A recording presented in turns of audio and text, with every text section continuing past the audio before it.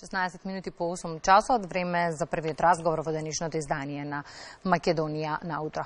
Сдруженијето за асистивна технологија Отворите ги прозорците веќе години наназад успешно ја реализира својата мисија создавање на еднаков свет за сите. Неодамна реализира уште еден интересен проект кој што е всушност поврзан со истражување на тема колку судовите се пристапни за лицата со посебни потреби. На оваа тема зборуваме со нашата гостинка. Велом добро утро за Радмила Стојковска-Алексова. Добре ни дојдовте.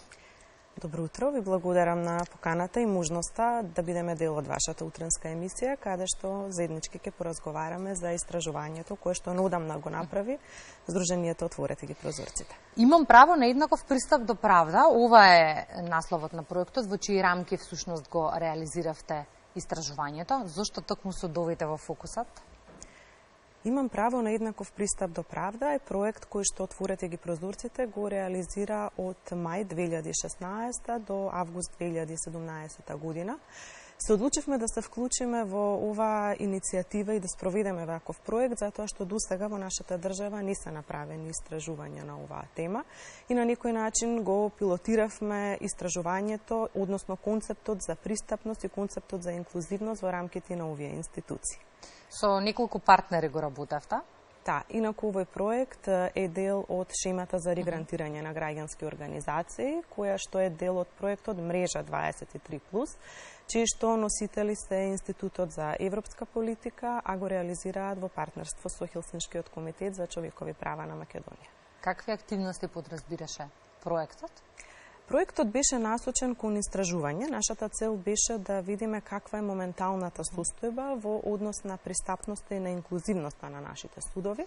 Спроведовме едно комбинирано истражување кое што опфати квантитативни и квалитативни техники.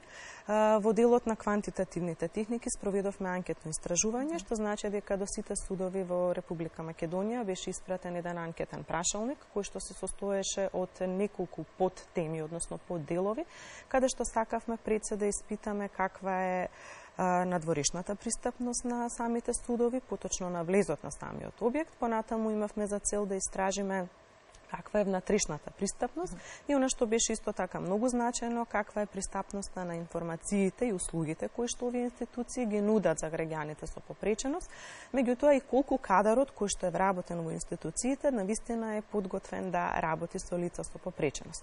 Она што даде дополнителна тежина на истражувањето и на некој начин го заокружи целиот тој процес беше теренско истражување.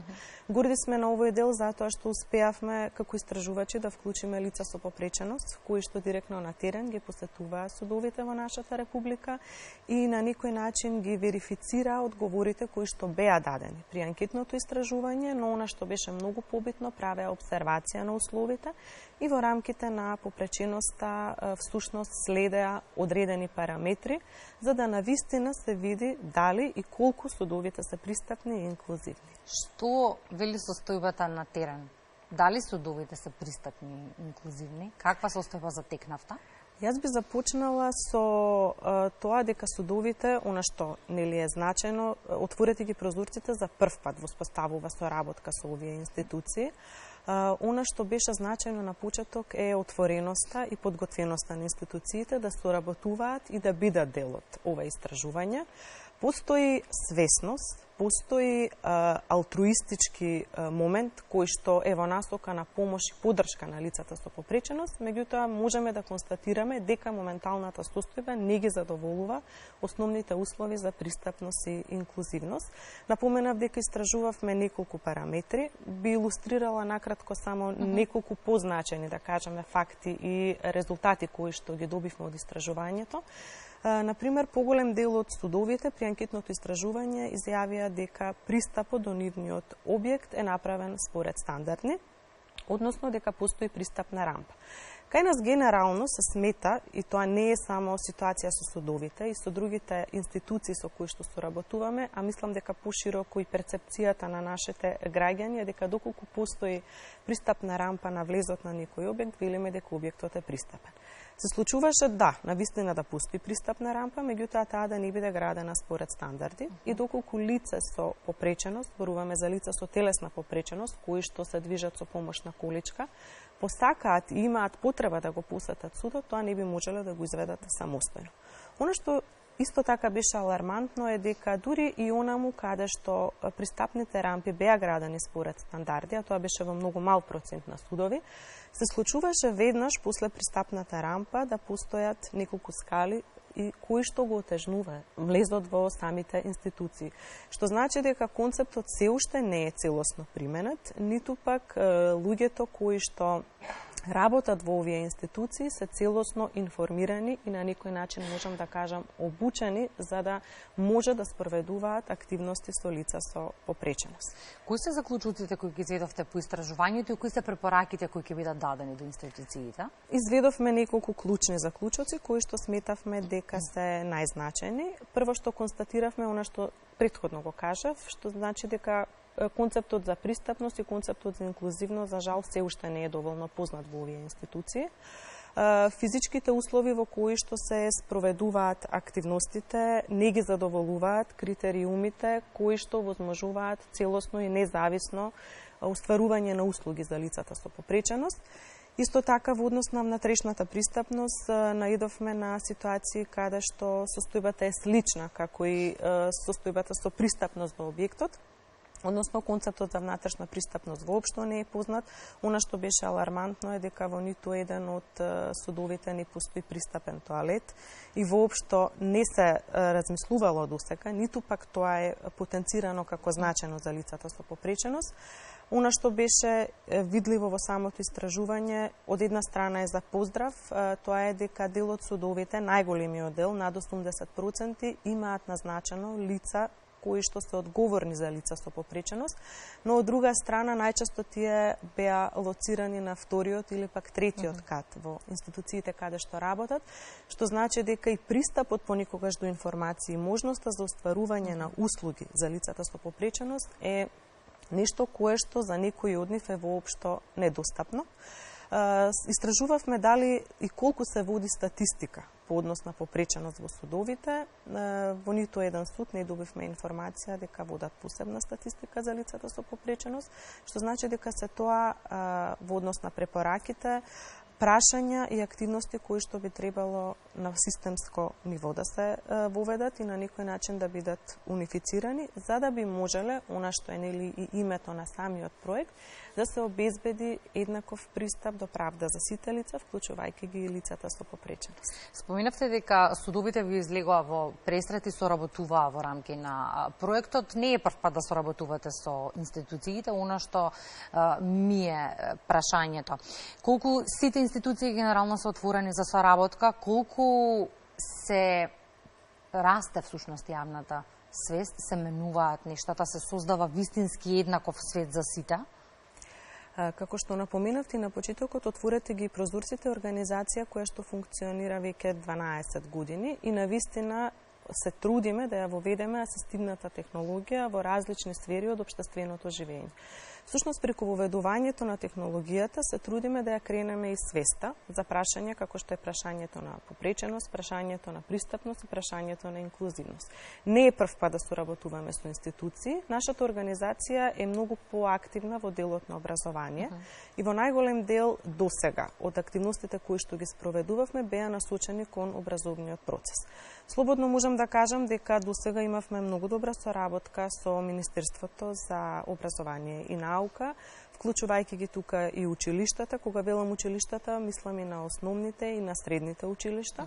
Она што исто така досега сме го работеле е нашата соработка и со Министерството за труд и социјална политика, каде што правевме поддршка на дневни центри и исто така имаме многу добра соработка со Министерството за информатичко општество и администрација и сите институции кои што влегуваат под доменот на овие ресурсни министерства.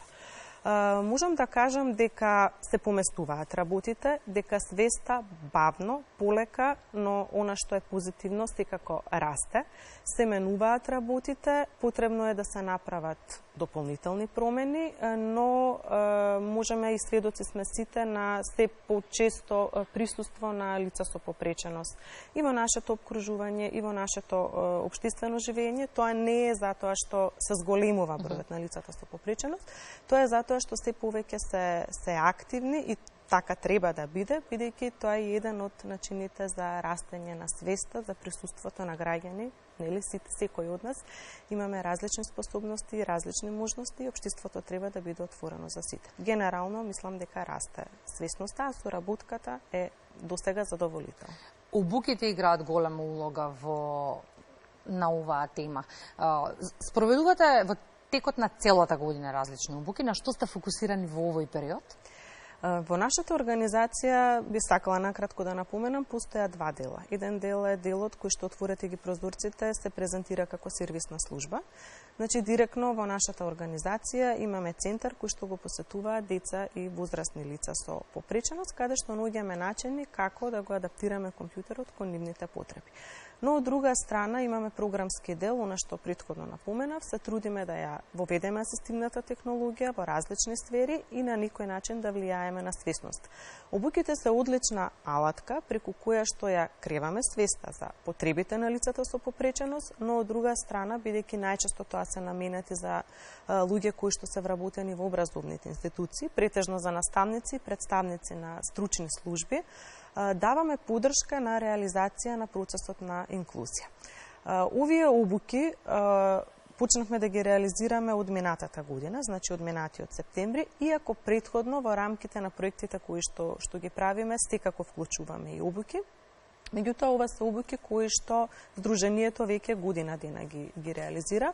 Токму денес и утре се случува обука на тема методи, алатки и техники за работа со лица со ученици со посебни образовни потреби, и тоа е само една од 4 обуки кои што Сдруженијето ги нуди. Има интерес за? Има интерес. Веќе наредната недела најавивме и втора обука на истата тема, што значи дека интересот расте, и многу ми е драго што наставниците и лицата кои што се вработени во образовните институции се повеќе и повеќе стануваат свесни за потребите од вложување во сопствените капацитети, се со цел и индиректно да го подобрат квалитетот на образование, па и на живот на учениците со кои што работат. Јас ке ви посакам успех во работата. По завршувањето на оваа обука, повторна средба во Македонија наутро, да видиме како поминало се и колку бил интересот. Ви благодарам на поканата и се надевам дека во нашето наредно гостување ќе имаме убави резултати со кои што ќе го представиме токму делот на обучување на различни актери од нашето општество. Благодарам.